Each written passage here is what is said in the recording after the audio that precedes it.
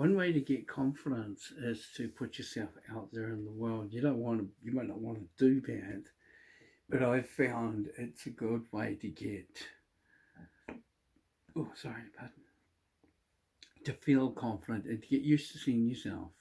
You look in the mirror, you might not like what you see, and it's you need to get used to it. And I found that by making these videos like nearly every single day for the last month, maybe, I've constantly been seeing my face when I edit the video, when I put the backgrounds in, and I have to look at my face. And there are a few times I've actually looked at it, no vanity aside, and I've said something that I thought, yeah, I like that, because I just say I don't plan it. And then I think, yeah, I like that. That's good. That's good. And I'm learning from what I'm saying by hearing it the second time. And that's why they say when you read a book and you find an important chapter, read the chapter again and again and again. And I sometimes find that if I read a book a month later, a chapter in the chapter or even in a paragraph, I get a completely different meaning, or it has new value and new meaning and more depth. So putting yourself out there gets you seeing yourself all the time. And I see myself in the videos all the time. One of the reasons I never liked seeing myself was one was intense and lacking on confidence, which is only just, well, you know, I've dealt with over the last 17 years. The other one is I look a lot like my father, and my father was into drugs, womanizing. He used to hit mum. He was he grew his own marijuana. He um, he was everything I didn't want to be. And I know he's still alive. She might actually watch these videos and think, well, that's not very nice. But I hope you can see it maturely. He is who he is, and I am who I am, and I am not him. And I do not want to be him. I always say about your parents, if you saw you, if they weren't your parents and you saw them walking down the street, would you make that person your friend? If you wouldn't, then you should get rid of your parents. And my father is someone I would never be friends with. And we're just too, if I brought him into my life, he'd be too toxic. So for me, not for him, he'd be fine. So I don't like who he is, and I don't like people coming up and saying, you're Ted Sandberg's son. I hate it with vengeance. It's been happening to me since I was a teenager. And even at my age now, people still come up and say it to me, and I'm like, really? I mean, last time it happened was probably 6, 7 years ago, but, you know, from a friend of Dad's who lives on Balmoral Drive down by the St Andrews area. He's got a Harley Davidson there, and I saw a motorbike in town, and he just went straight at me. He says, "Oh, you're Ted Sandberg's son." And I was like, "Yeah." So I don't like it because of Dad's character, and I don't want to be associated with Dad's character. It's not that I hate Dad or I have any spite or vengeance against him. I definitely not. I just don't like his character. So I don't like people seeing my face and seeing him instead of seeing me. So it's horrible when your face is like someone else's face, and it's heartbreaking. And there's not a lot you can do about it. You know, people are people. The human race, they like to see what they want to see. And so, yeah, so they see, and they do it unintentionally. They're not trying to be mean or cruel to me or anything. It's just, you know. So, because of confidence and because of that, I've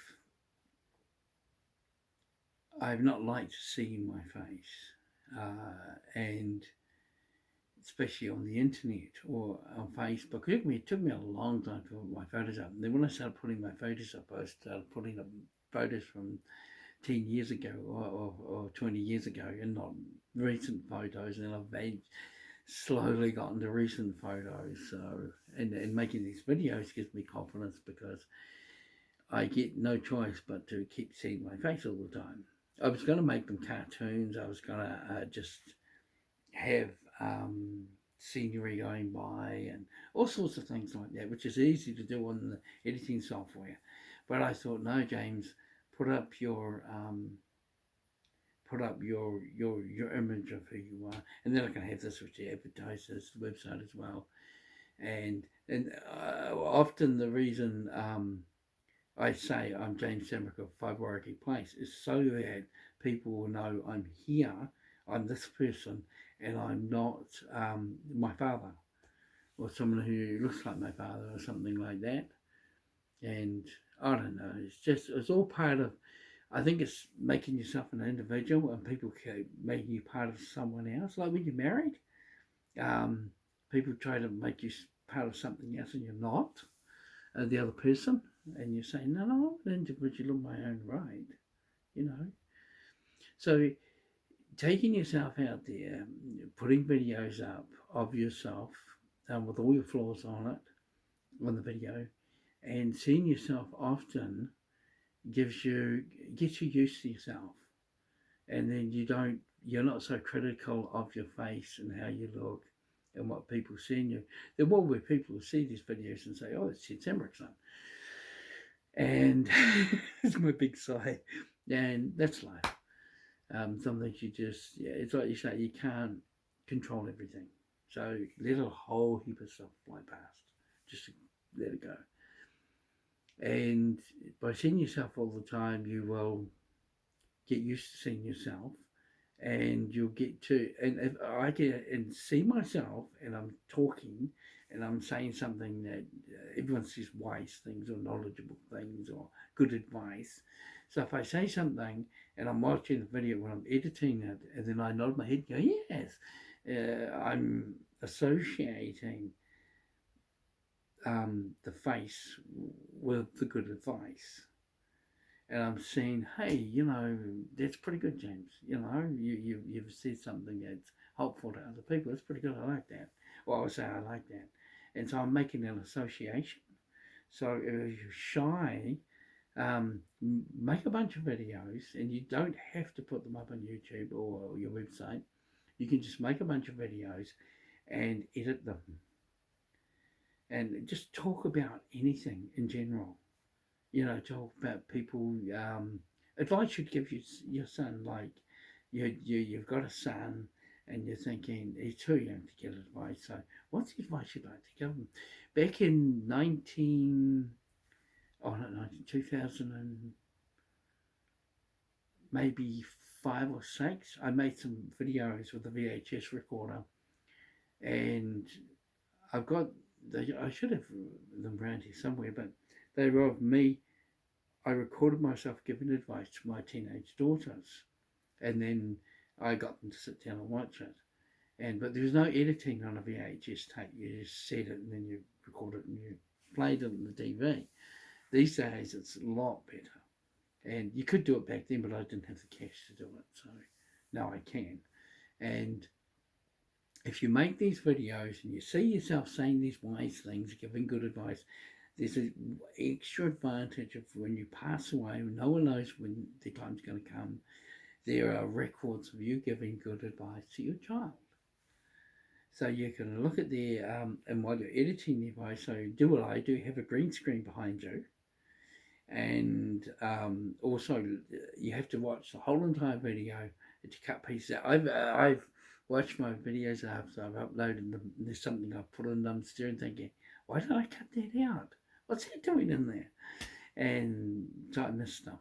And sometimes like yesterday, I put one up and left it up for a night, and then I thought, no.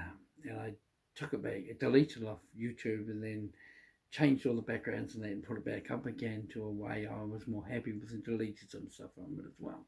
And you can also add stuff to it. But the point is the whole time while you're editing, you're looking at your face. And you might change the background to make it look good. No makeup and stuff like that. And you're getting an insight to the advice you would give your child.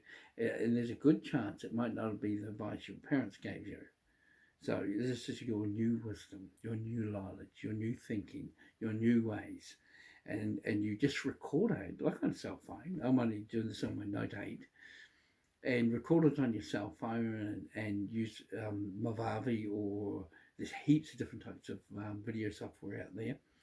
Invest in some video software and make the changes you want to make, and listen to the whole video. Even sometimes I do it when I'm cooking, and I'll have it on my tablet and turn it up loud, and then while I'm cooking, I'm listening to it, and then so I'm hearing my voice with good, positive advice.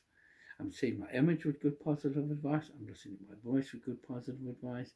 Then I go and edit it and I watch it and I cut out the bits. I find the bits I want to get out, cut them out, add bits later, things like that.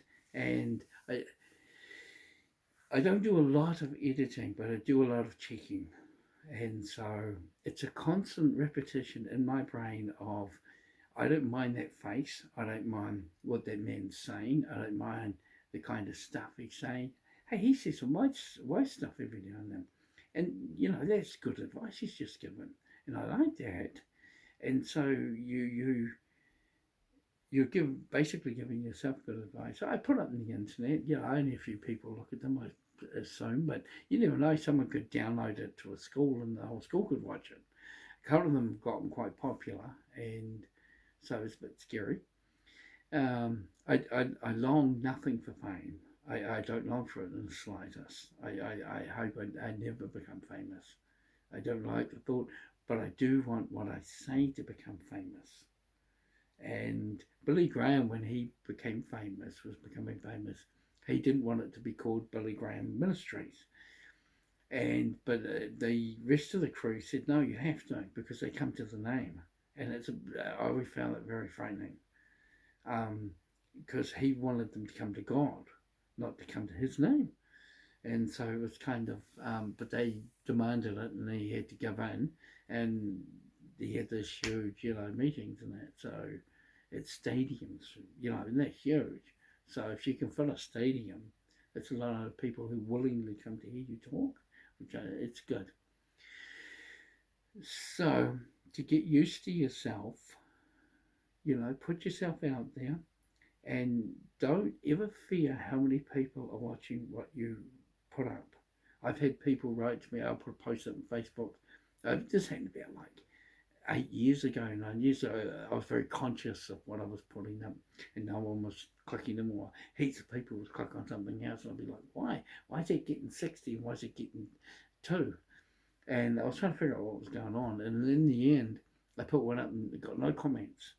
An hour later, I had 5 messages on Facebook praising the post, but not one of the people saying it helped them clicked on it, clicked like on it. And I was like, well, why didn't you click like on it? I didn't say it to them, but I wrote it to them. I was thinking to myself, I wonder why. And you realise that people don't. They'll read it. I've had stuff I put up, I've written myself, put it up, and it's shared 5 times, but not one like or one like. And you're like, well, why did 5 people share it? Why? So it's not a true indication of the amount of people who look at and learn from your stuff. And someone can download it. There's a lot of downloading software. Put it on a DVD, give it to their friends, or have a seminar or a church meeting or whatever. So, you just don't know. And so just put your stuff out there, try to help people, and at the same time, you'll get used to seeing your face, hearing your voice, your mannerisms, and you'll start to like yourself a lot more. And you'll think, that person's not that bad a person. And the stuff that they're saying is not that bad. And I feel good about it. It makes me feel good. And so that's some advice for you.